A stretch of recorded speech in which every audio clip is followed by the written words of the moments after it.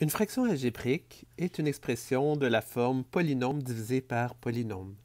Par exemple, x à la 2 moins 5x plus 6 divisé par x moins 2.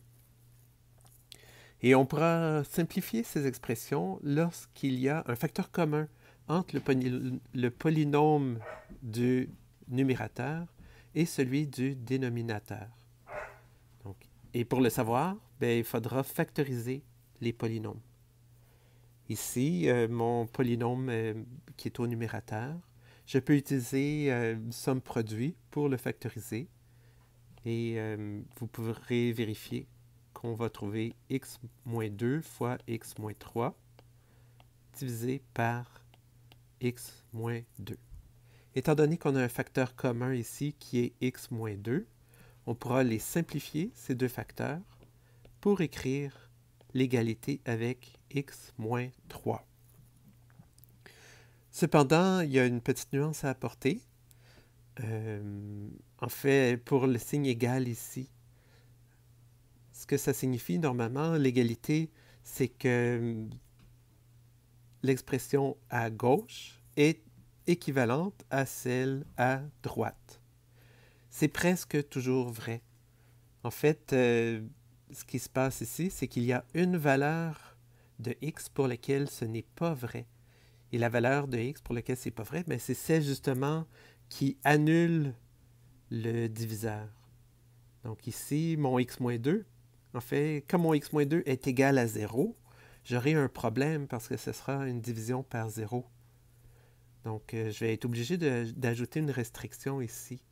Donc, x-2 est égal à 0 quand x est égal à 2. Donc, je vais devoir ajouter la restriction que cette égalité, elle est vraie, sauf pour x égale 2. Prenons un second exemple, un peu plus compliqué. Simplifier 2x2 moins 5x moins 3 sur x à la 4 moins 9x2. On va d'abord factoriser le polynôme qui est au numérateur. Ici, on va le factoriser avec somme produit. Je vous mets le résultat final qui est x moins 3, 2x plus 1. Et on va aussi factoriser au dénominateur.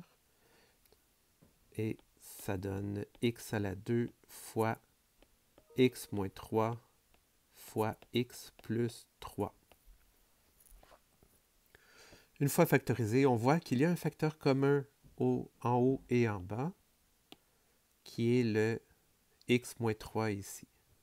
Donc ces facteurs-là, on pourra les simplifier et dire que l'expression elle est égale à 2x plus 1 sur x à la 2, x plus 3.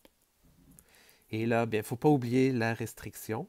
Cette égalité tient seulement si x moins 3 n'est pas égal à 0. Autrement dit, si x n'est pas égal à 3. Donc, pour toute valeur de x, sauf 3, les deux expressions, celle-ci et celle-là, vont donner exactement la même valeur. Il n'y a que à 3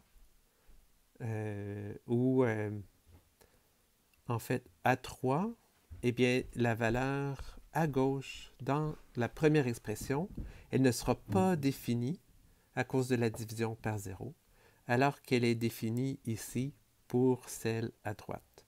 C'est la seule différence entre les deux expressions.